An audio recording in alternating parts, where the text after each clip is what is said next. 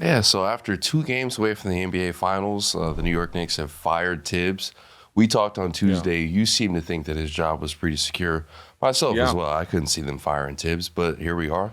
They fired him. Yeah. Where do they go from here? What's the assessment? Okay, so this happened 10 minutes before the TV show started, right? And I actually said on the air, sometimes the reacting to breaking news are my favorite shows when I look back on them. And sometimes they're the most annoying shows because I'm like, gosh darn it, I just didn't have that piece of information. You know what I mean? And so everything that we said ends up becoming irrelevant a few hours later. I think the Tibbs show might end up falling into the former category, my favorite shows. And here's why. So my snap reaction to the Tibbs firing was, there's really only 3 ways to view it.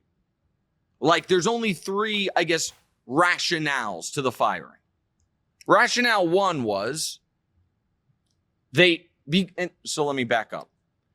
The reason I'm framing it like this is because everyone is framing it the way you did, DeMonte, which is it was the best season in 25 years. You made your first conference finals in 25 years. You were 2 games away from the NBA finals. You were favored to go to the finals, and you fired your coach. So logically speaking, that would mean one of 2 things is true. Either A, at the end of the regular season, they had determined we're moving on from Tom Thibodeau. Anything short of a championship or making the finals, we're firing it. That's where they were, kind of like the Nuggets were with Michael Malone, but the Nuggets just did it beforehand, and they weren't going to let this playoff run dissuade them. That's kind of option A.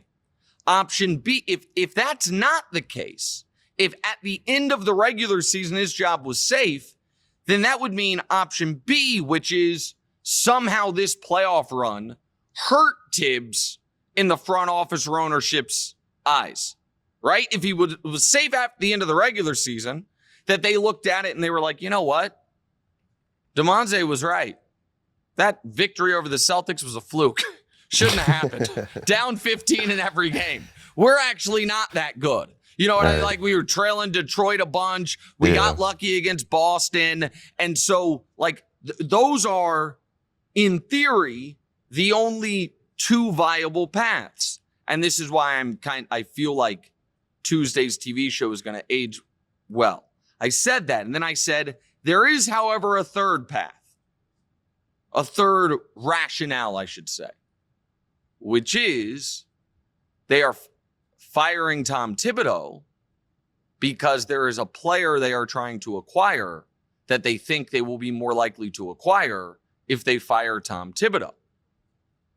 And what I was implying without really saying is, was it possible that someone from Giannis's camp said, hey, you know, if person X was your coach, maybe not only, you know, would it push Giannis closer to asking for a trade, but maybe he would ask for a trade to the Knicks specifically. So I just kind of threw that out there as a possibility. I don't think you would have to fire Tibbs in order to give yourself a better chance to get Kevin Durant. Giannis is the other big name out there. So I just threw that out there on Tuesday. And then, DeMonte, did you see the kind of weird report about one of the coaches the Knicks might want to go after? Because I did.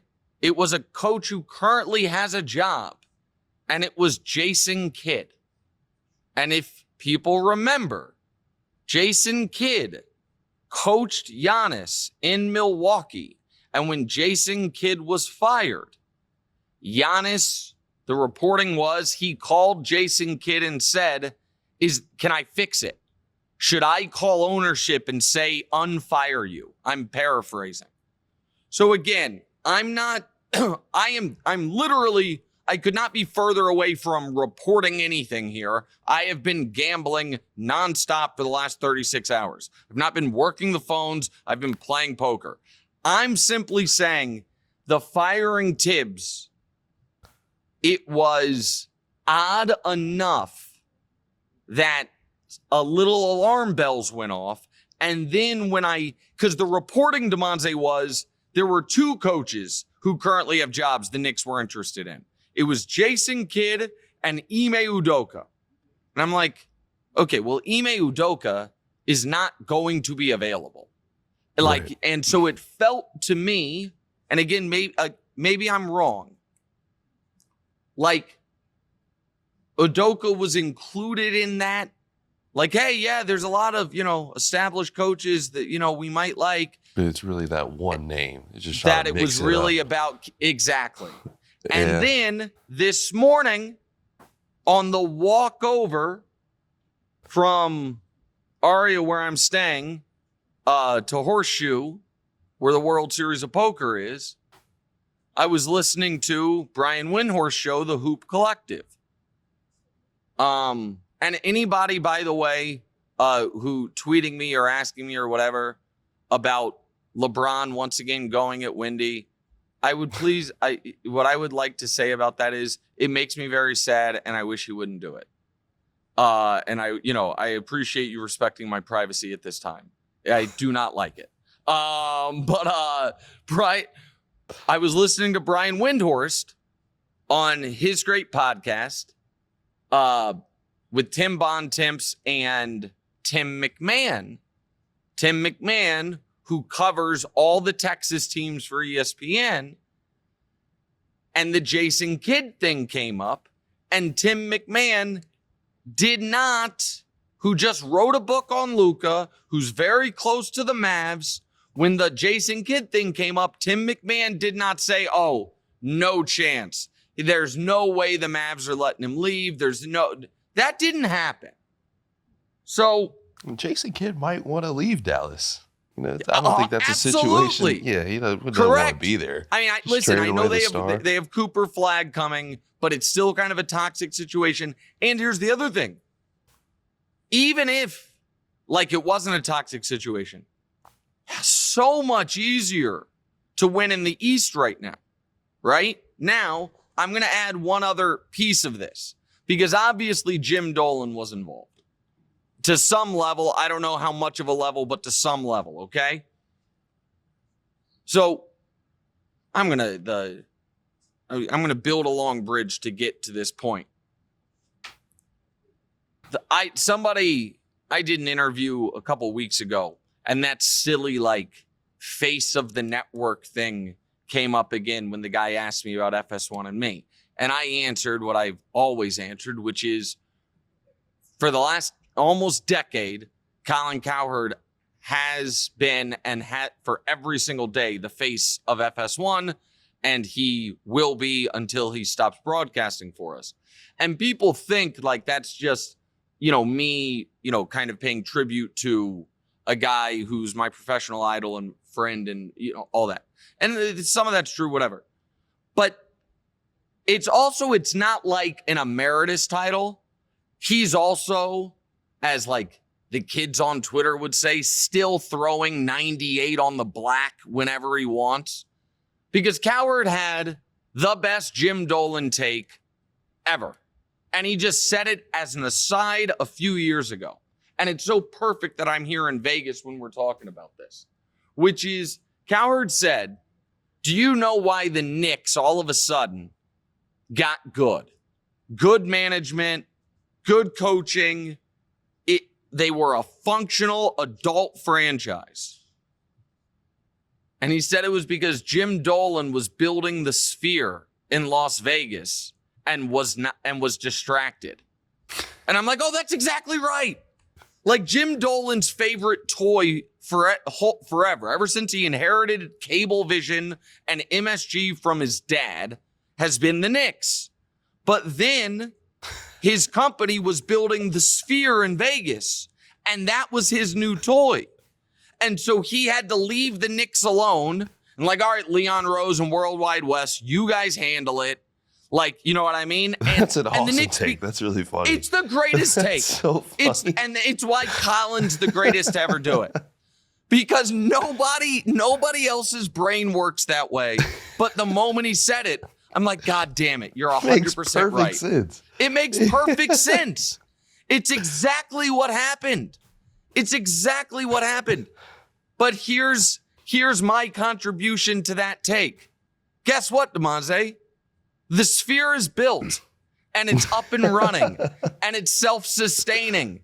And the Knicks just had this magical playoff run. And so guess what? This is like a Toy Story Buzz Aldrin Woody situation. That toy that you threw in the back of the closet because the other one was taking up your attention. It's like, Buzz oh, wait. Lightyear, by the way. But what did I say? So you're what did I say? Buzz Aldridge or something like that? I don't even know. Buzz Aldrin. That's an actual. He's the third man to walk on the moon, or second man to walk on the moon. I'm sorry, Buzz Lightyear and Woody. No, but then all of a sudden the Knicks, the sphere's up and running. The Knicks are fun now. Chalamet's there. They're making runs. Jim Dolan's like, I'm back, baby. So they're gonna suck next year? No, I'm not saying they're gonna suck. What I'm saying is, all of a sudden they're making drastic moves again. Right. He's like, what if we fire the coach? What if we try to poach Jason Kidd? What if we do this? So it's just, and with all that said, I don't necessarily think this is the wrong move. Here's though, I want to bounce this off you, pal.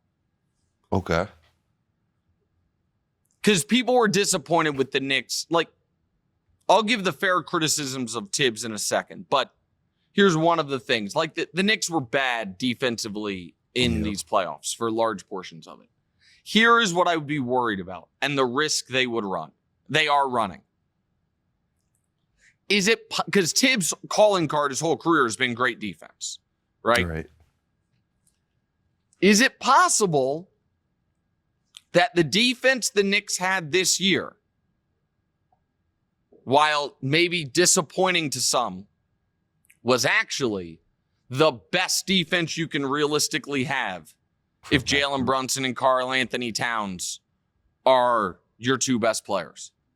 You know what I mean? Like, were they actually, because of Tibbs, better defensively than they should have been, but because of those two guys' defensive limitations, was it still not good enough? Pardon me. Like, that would be the concern that I think is potentially a real concern, right? Right, that makes sense. He was just working with what he had. I mean, you obviously have no choice but to play Cat and Brunson. What are you going to do? Right. So here's what I think is a fair criticism of Tibbs, and also a reminder for everybody. And this applies mostly to basketball coaches, but you can find a way to make it apply to any walk of life. It's always risky to make it clear to your boss that you don't think your boss has done a great job. And here's what I mean. Tibbs' stance of, and he bent on it a bit at the very end in the playoffs, but it was probably too late.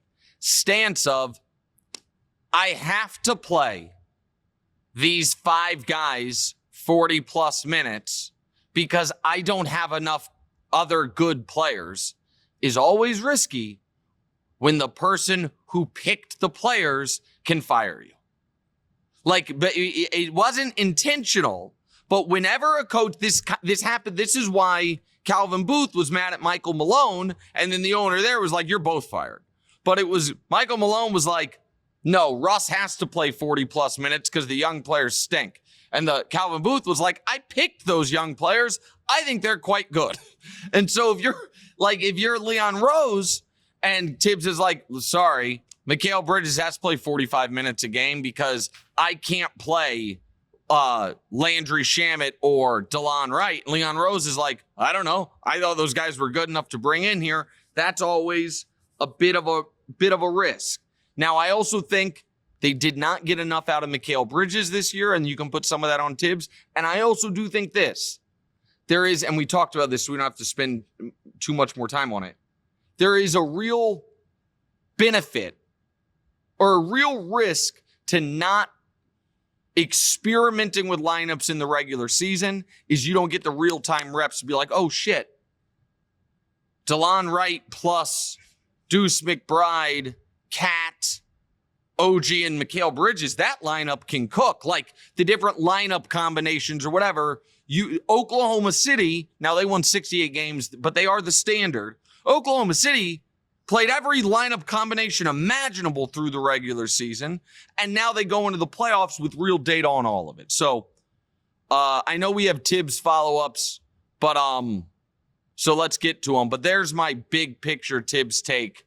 And I apologize to Adam Silver, who just did a great interview on Breakfast Ball, and Thunder and Pacers fans, because they're like day one of the finals, and you're talking about a fired coach. In my defense, we did a lot of finals preview stuff on Tuesday, because the final, like that is a weird thing about the NBA playoffs. It's just every night. Eyes bleeding from watching so much basketball. And then there's like a week where we're just chilling. And so, but all right, what are the Tibbs follow-ups? Go ahead. Giannis, low-key, always shaking up the NBA, man. Well, again, this is just a theory by me. I'm not reporting it. I don't 100%. It's not even close to 100%. It's just an idea. It's just an idea, but go ahead. So we'll do a game of likely, maybe, what if, to see who will be the next head coach at New York. So it's like, it's likely that blank will get the job, but maybe blank gets the job. And what if this person gets the job? So likely. Okay, so Brew kept saying, I want to make sure I get this right. Gosh darn it. It wasn't, Johnnie Bryant. Brew kept saying Johnnie Bryant. And Brew is Brew said he didn't make any calls. He didn't know anything on it. It was just his speculation. But then right after the show, Johnnie Bryant was the Vegas favorite for it. Now, it's also true. This is one of the rare times where like first things first might have kind of helped set the line in Vegas, because this thing broke at 250. Brew is on the air at 302 talking Johnnie Bryant. And then the sports books, like, what are they, I think they're probably, what are people saying, whatever it was. And so I don't know if that was kind of the tail wagging the dog. The odd thing to me about Johnnie Bryant, and I said this to Brew, was right now he's the Cavs associate head coach. He was an assistant under Tibbs. So do they fire Tibbs to bring in Johnny? I don't know. But Brew, so I think likely it's Johnnie Bryant. And the other piece of this is the Knicks fired Tibbs the day Johnnie Bryant was named a finalist for the Suns job. He then didn't get the Suns job. Maybe it's Jason Kidd. And then the what if is this, DeMonte, because this is the other piece of it I haven't talked about. What if it's Rick Brunson? Because if it's not, that's an awkward piece of this, which is when they're interviewing head coaches, do they say, by the way, one other thing, you can pick your whole staff except for one spot. Rick Brunson's got are they firing Rick Brunson? That would seem tricky. Honestly, what does it mean? For the head coach job? No, I don't think so at all. My point is, no. I don't think he is at all. My point is that usually a new coach brings in their own staff. Right. But when one of the coaches on your staff is the dad of the best player on your team, that's that's just kind of a tricky thing. I think the Jason Kidd thing though I think there's a little fire to that smoke.